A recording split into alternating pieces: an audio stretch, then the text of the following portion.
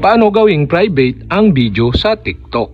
Gawin nyo lang, punta lang kayo sa TikTok application nyo. At dito sa inyong TikTok homepage, pili kayo ng video na nais nyong i-private. So sample natin itong ating ka-upload lang. Pag gusto nyong i-private itong video na to, tap nyo lang yung 3 dot dito sa may kanang bahagi. At dito sa may baba, slide to the left nyo lang. At hanapin nyo dito yung privacy settings. Tap nyo yan.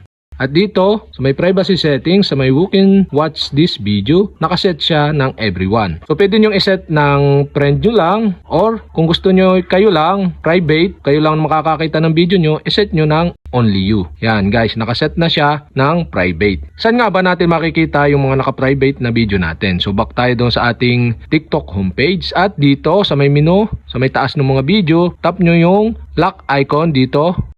At makikita nyo dito yung video na pinrivate nyo. So, paano nga ba siya i-public uli? So, tap nyo lang yung video. Tapos, tap nyo yung 3 dot dito sa may kanan. Tapos, slide nyo to the left at hanapin nyo yung privacy settings. Tap nyo yan. At kung nais nyo i-public uli, select nyo yung everyone. At nakapublic na uli yung ating video sa TikTok. Mapupunta na uli siya dito sa ating mga nakapublic na video.